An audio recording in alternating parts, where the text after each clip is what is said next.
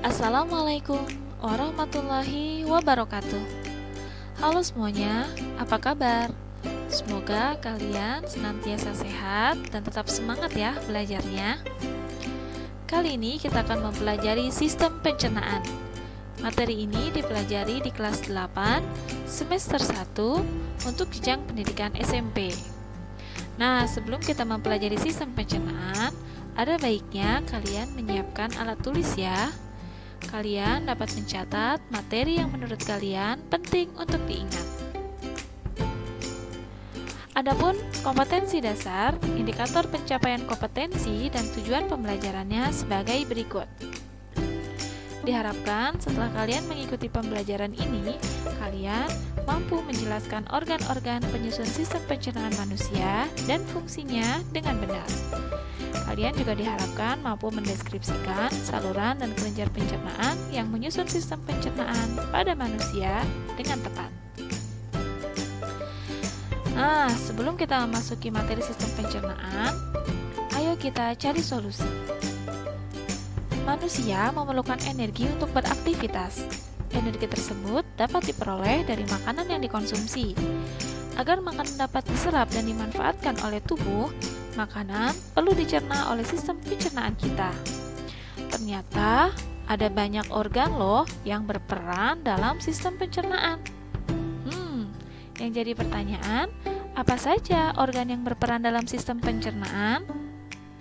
Dan bagaimana proses pencernaan yang terjadi pada sistem pencernaan kita?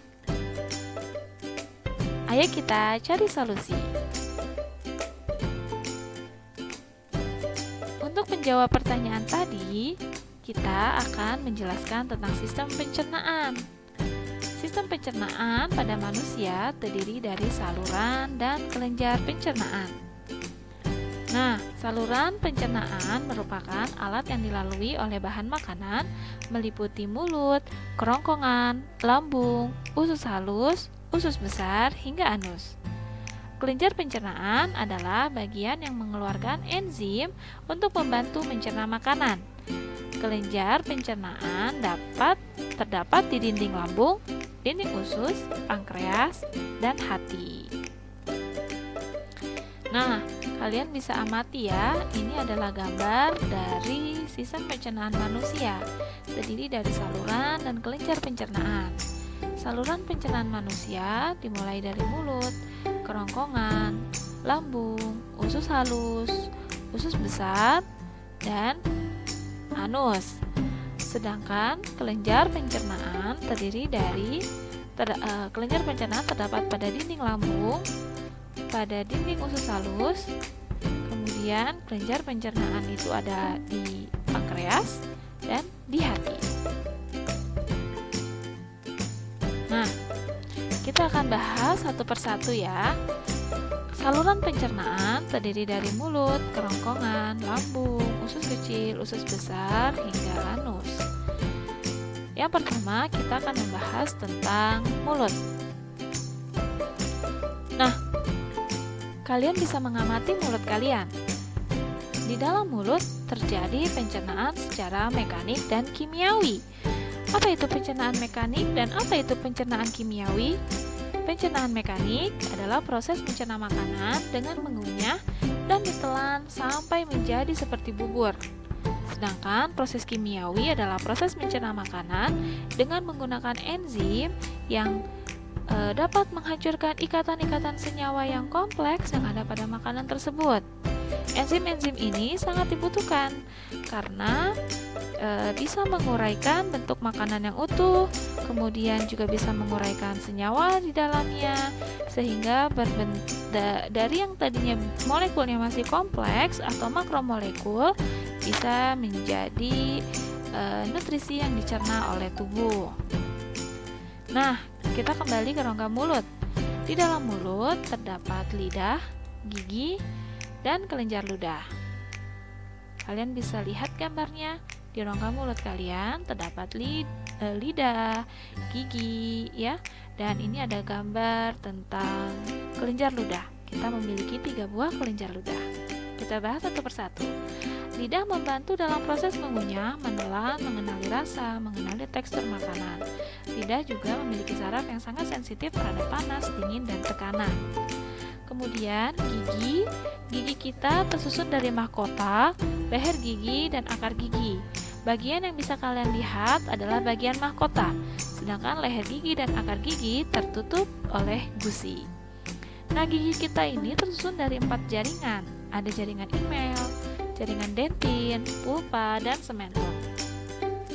Kemudian, di rongga mulut juga terdapat kelenjar ludah.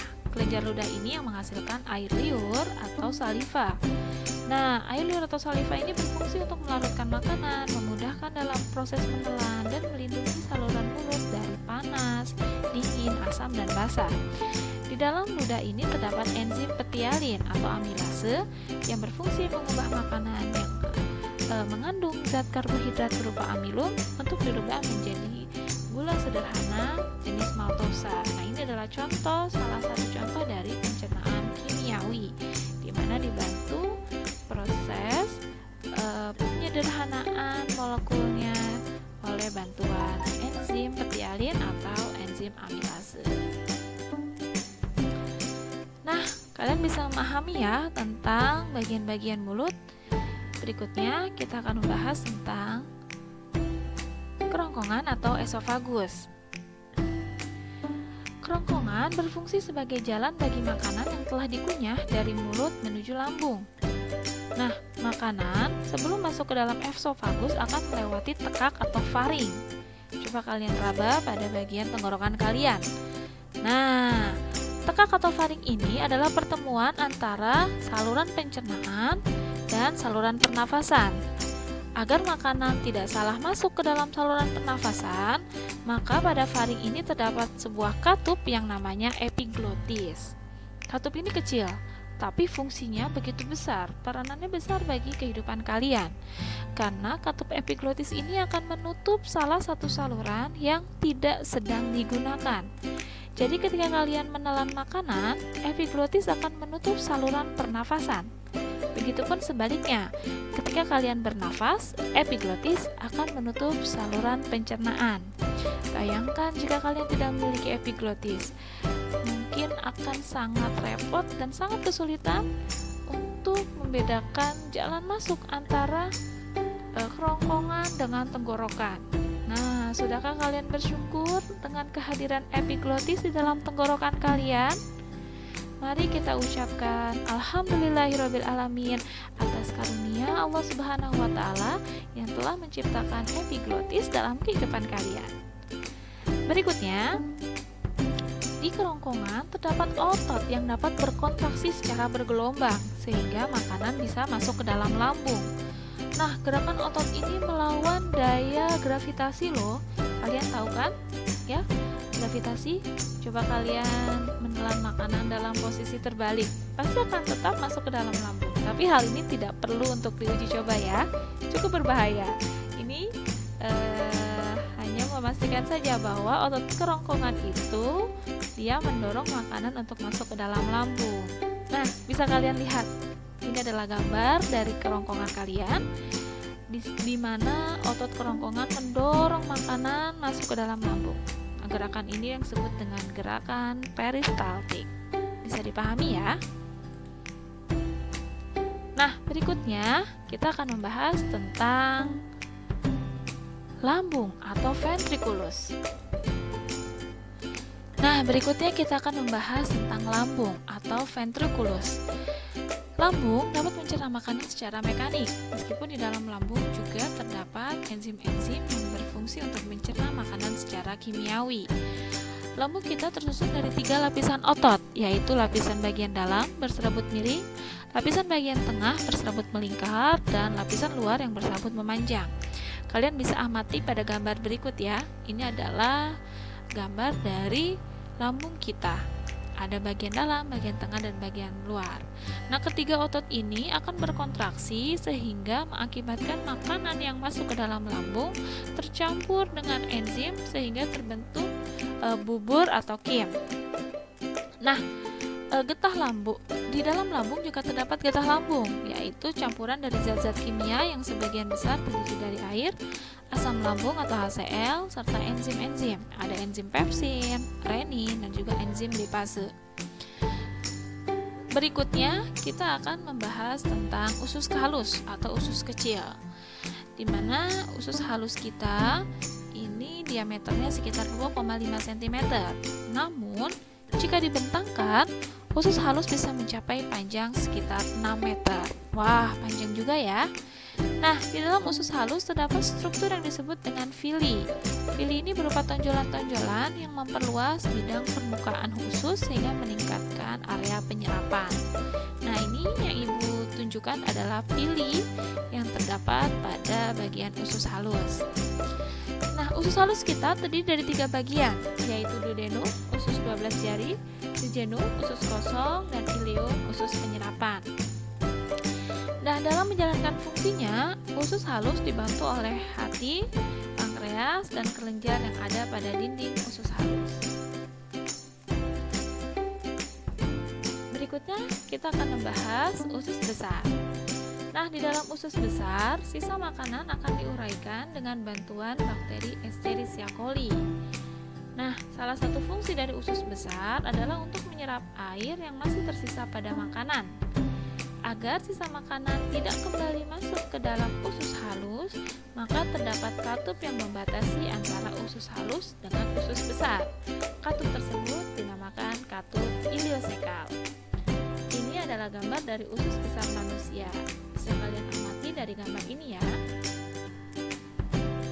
Nah, kita menuju saluran yang terakhir, yaitu anus atau rektum, di mana di dalam setelah melalui usus besar, kotoran atau feses didorong secara teratur dan lambat oleh gerakan peristaltik menuju ke rektum atau poros usus, yang merupakan bagian akhir dari saluran pencernaan.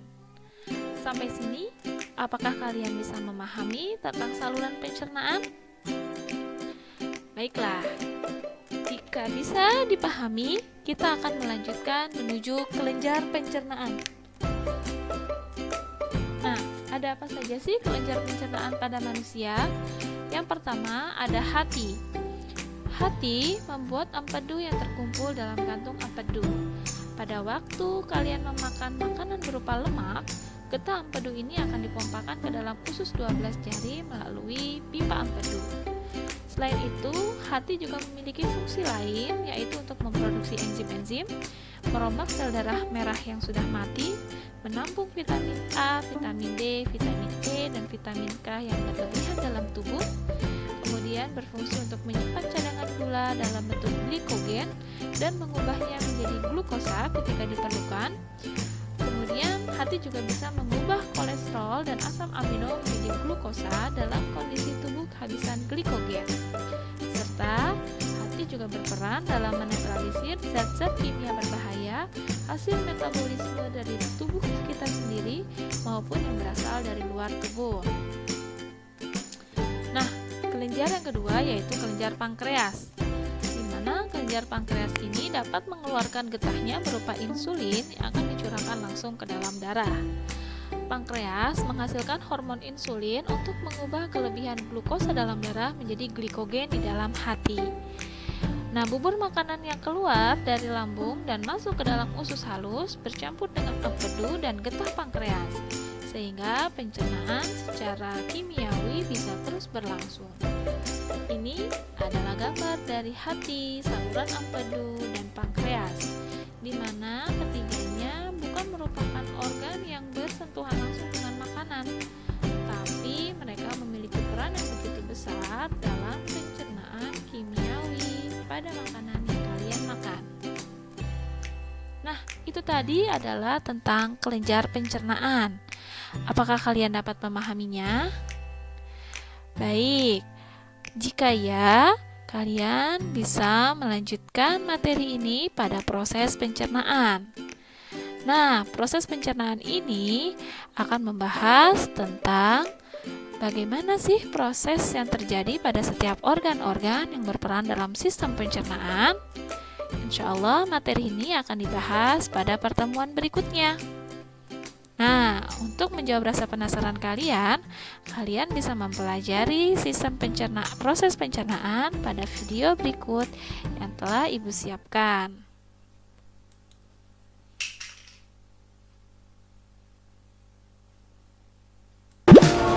Hey kawan, namaku Gilbert si anggur. Ya, nama itu adalah ide ayahku. Omong-omong, hari ini aku akan melakukan perjalanan seru ke dalam tubuh manusia. Jadi, mau menonton? Perjalanan dimulai ketika manusia menuju ke ruang makan siang kantor, membuka kotak makan siangnya dan menemukanku di sana. Apalagi yang ada di sini? Roti lapis kalkun, yogurt. Dia sudah menggigit roti lapis. Silakan kalian amati video berikut untuk mempelajari proses pencernaan. Untuk pertemuan kali ini, Ibu akhiri. Terima kasih atas perhatiannya. Assalamualaikum warahmatullahi wabarakatuh.